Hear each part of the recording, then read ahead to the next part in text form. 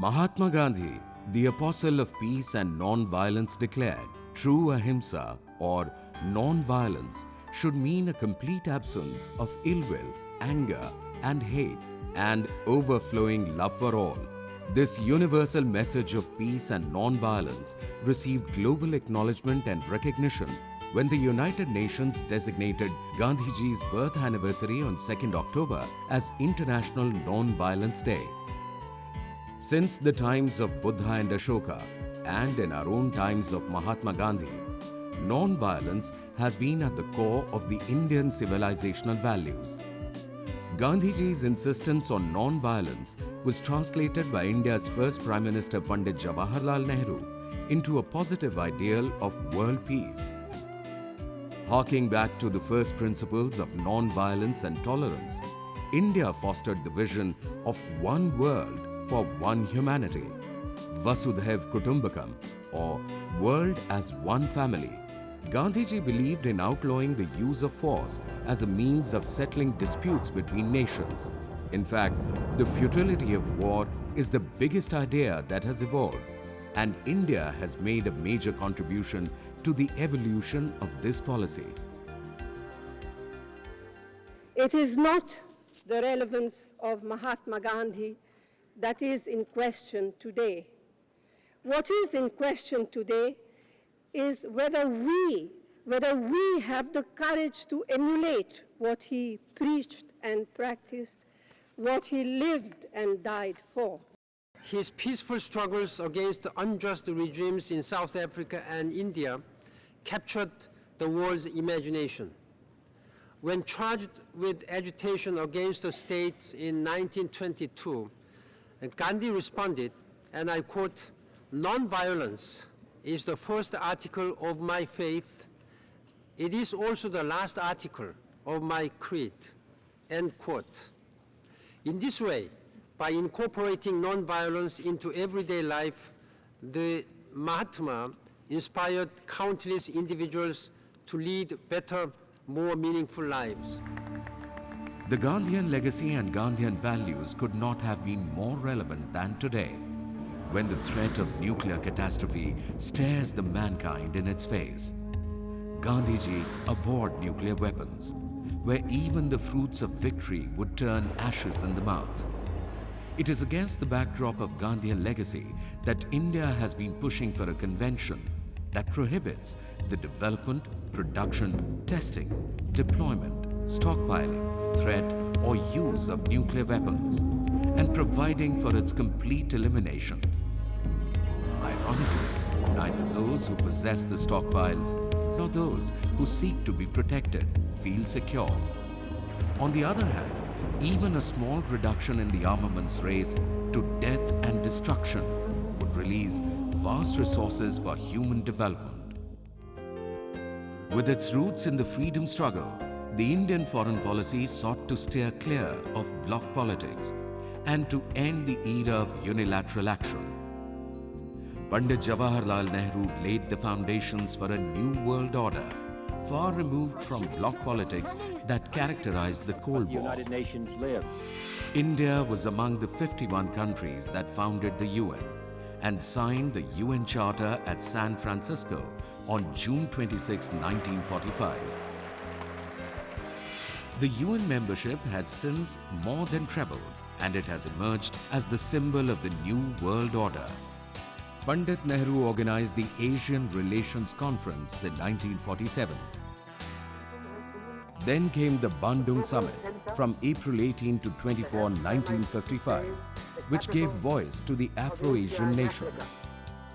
Pandit Nehru, Joseph Tito, and Gamal Abdel Nasser joined hands to start the non-aligned movement.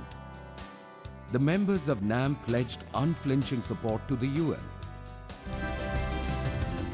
Panchsheel, unveiled by Pandit Nehru, insisted on mutual respect for each other's territorial integrity and sovereignty, mutual non-aggression, mutual non-interference in each other's internal affairs, equality and mutual benefit, and peaceful coexistence. Though formulated in the context of the Sino-Indian relations in 1954, it became the basis for the emergent New World Order. The world, in spite of its rivalries, hatred, and inner conflicts, moves inevitably towards closer cooperation and building up of a world commonwealth. Despite sharp differences among member nations, Let me finish. You are saying lies. the UN remains the best hope for world peace. Born in the backdrop of the Second World War, the United Nations has become a force for peace in the world. Even if the United Nations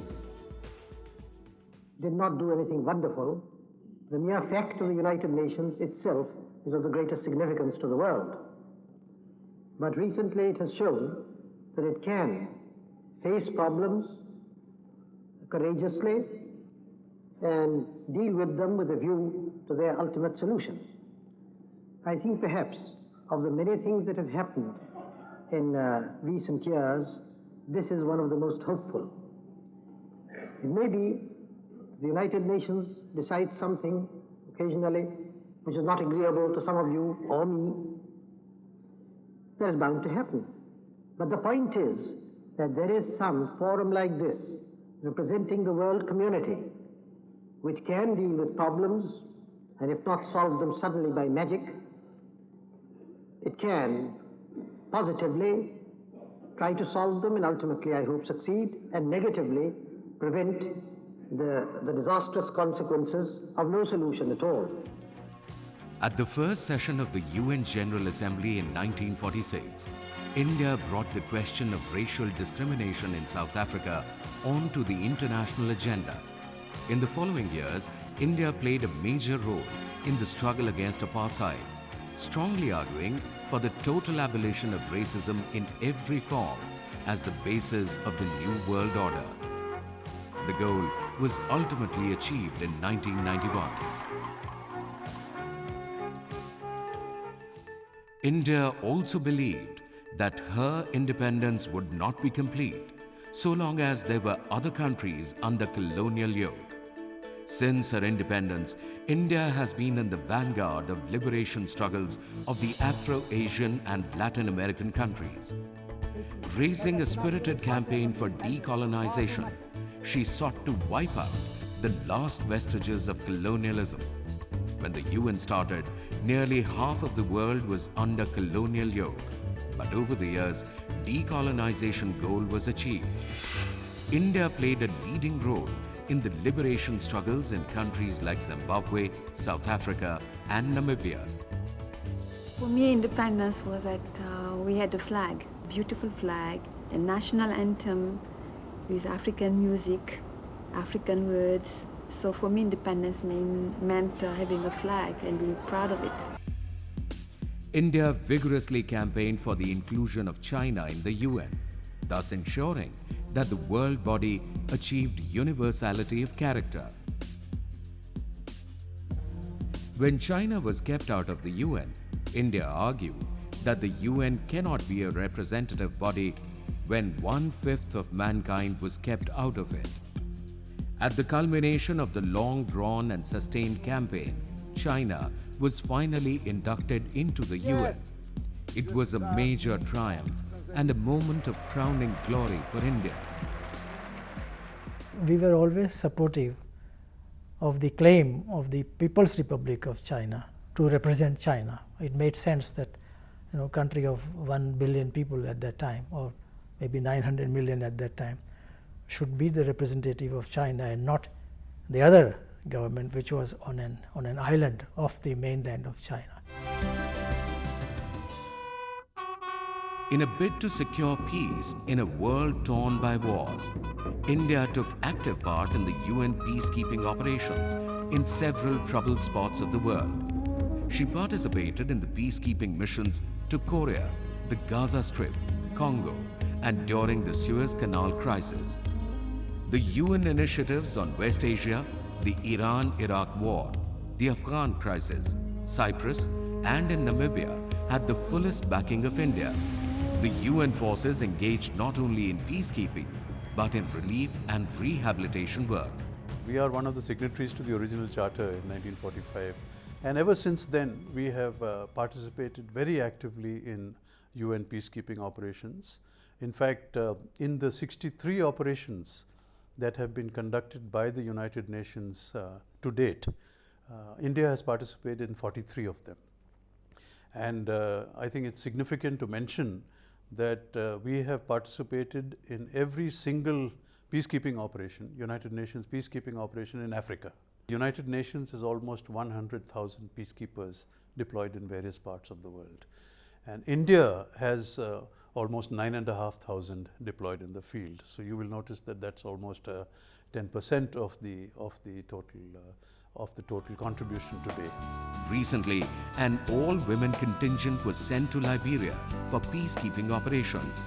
Significantly, India declined to send forces to Iraq, as it was not under the aegis of the United Nations. There is an all-woman contingent of about 120 peacekeepers in Liberia. This is the second contingent. The first one has just come back, and the second called out. And they've done, I think they've set a standard which is the envy of many countries of the world. And I believe that their performance has been very well received and commented upon by the Liberian president, who incidentally also happens to be a woman. So that is again, I think, a sort of a landmark in UN peacekeeping in many ways.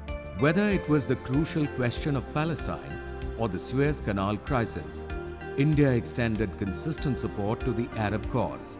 India was included in the first committee of 11 countries set up by the UN on the Palestine question.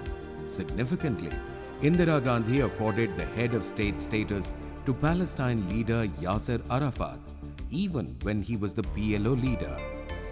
In 1932, Gandhiji had gone for the Roundtable Conference in London. That time Gandhiji said that I have great sympathy and admiration for the Jewish people.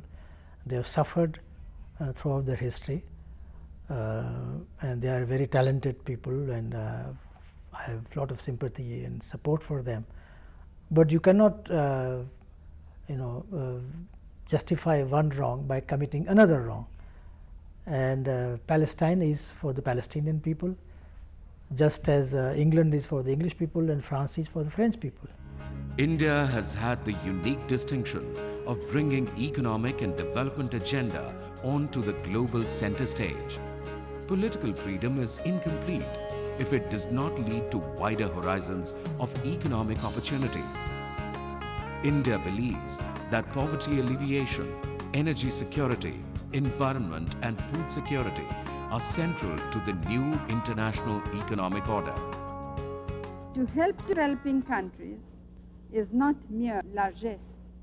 It will directly benefit the industrialized because development in Asia, Africa and Latin America and the enlargement of their incomes by removing obstacles to their export will absorb industrial goods and machinery from advanced countries, stimulate economic activity and ease their unemployment problem.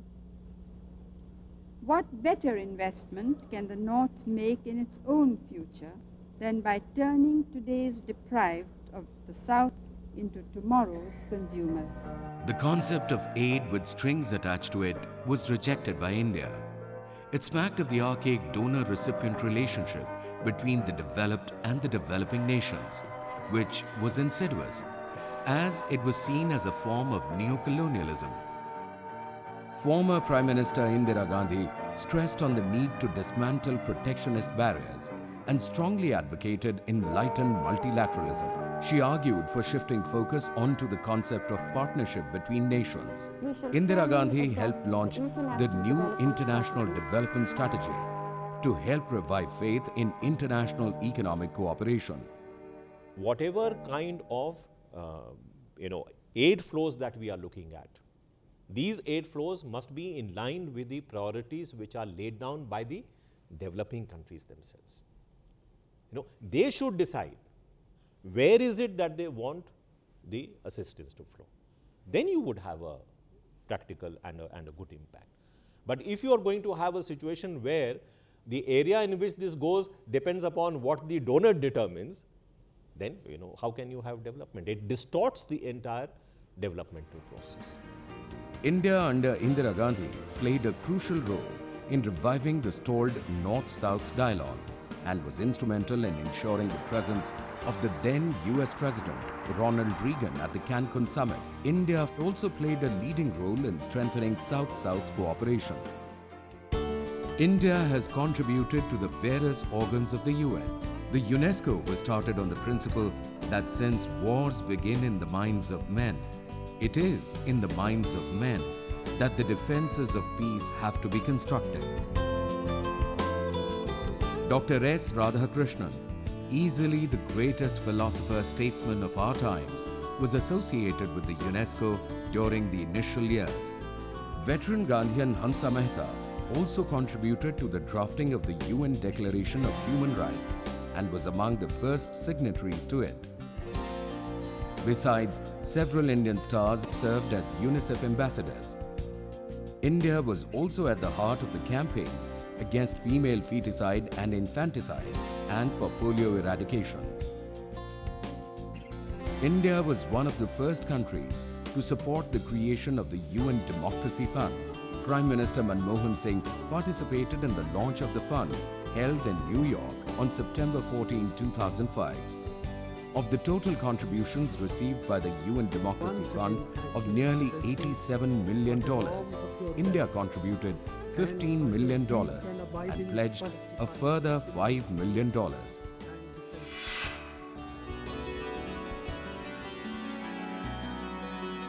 Long before the world realized the threat posed by climate change, India pushed for a development model that was harmonious with the environment.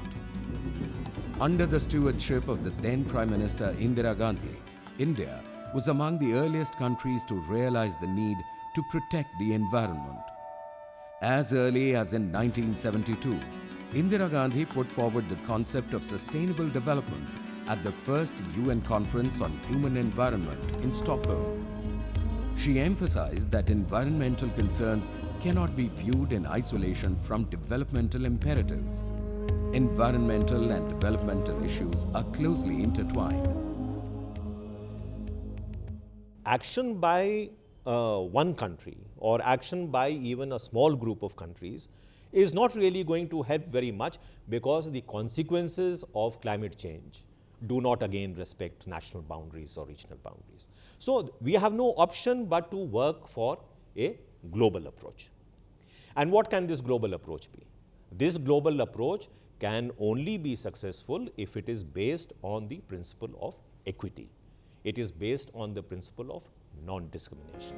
Voicing the concerns of the developing countries, India played an important role in the drafting of the UN Convention on the Law of the Sea way back in 1982, in order to ensure new Maritime Exclusive Economic Zones, or EEZs. 2-3 areas where India has contributed would include the evolution of the concept of exclusive economic zone, then the passage of ships through international straits, and finally international seabed area. We have a package deal with exclusive economic zone on the one side, freedom of scientific research on the other, a mixing of freedoms of the high seas with the rights of the coastal state with regard to resources. I would consider that as an important contribution by India. On the emergent threat of terrorism, India proposed as early as in 1996 the Draft Comprehensive Convention on International Terrorism. The convention required the UN member countries to make acts of terrorism punishable. Since late 1980s, India was concerned with the problem of terrorism and also its cross-border links concerning terrorism experienced by us.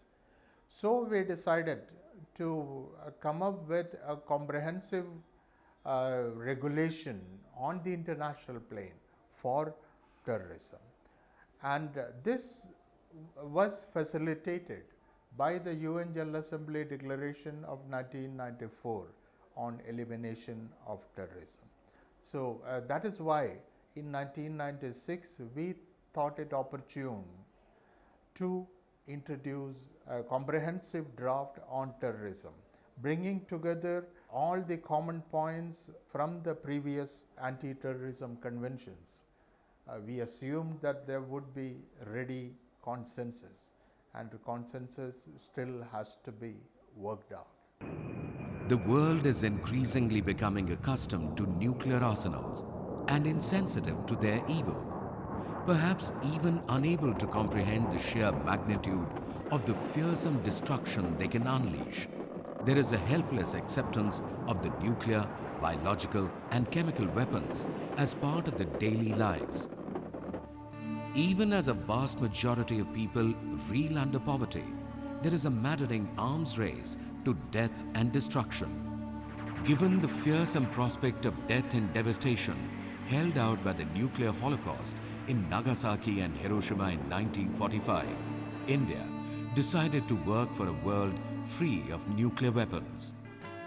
Since independence, India consistently pursued the objective of global disarmament based on the principles of universality, non-discrimination, and effective compliance.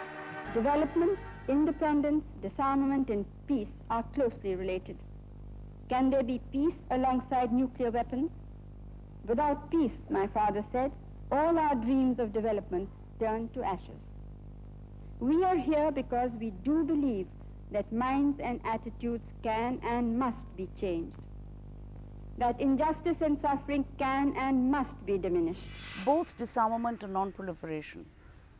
We had seen non-proliferation as a way in which you would manage the interim between people with weapons to a world without weapons.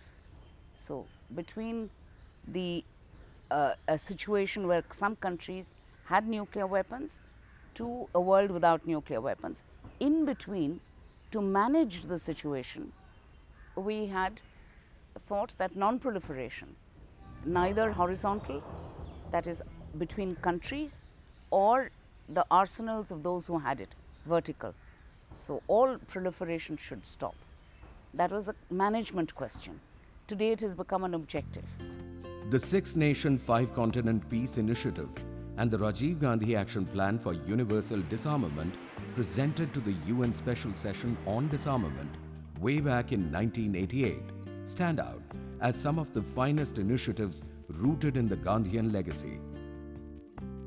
The New Delhi Declaration calls for an immediate halt to the testing, development, and production of nuclear weapons and their delivery systems. It urges that this first step must be followed by substantial reductions in nuclear stocks, leading eventually to the elimination of these fearsome weapons of mass destruction.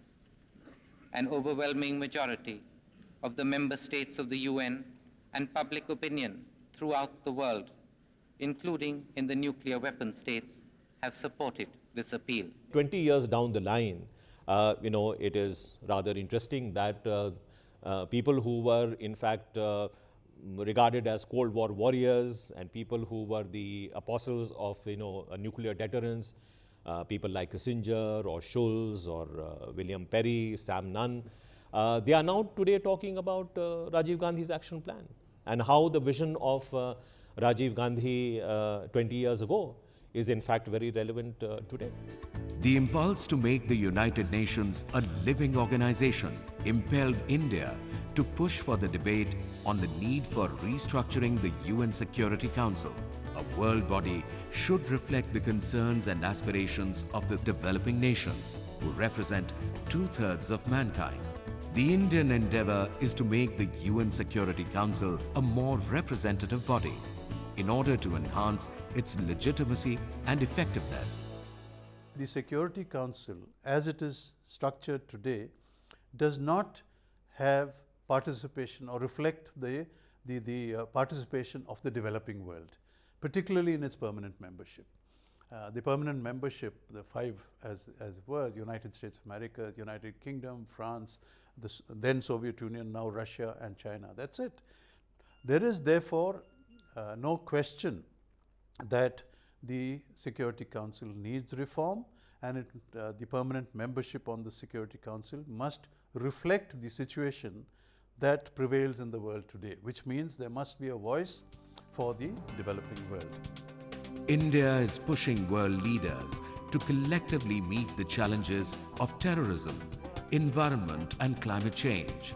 The United Nations can become the harbinger of a new era of international transformation by consent, a new era of social equity, international justice and world peace by rekindling faith in the principles and purposes of the UN Charter.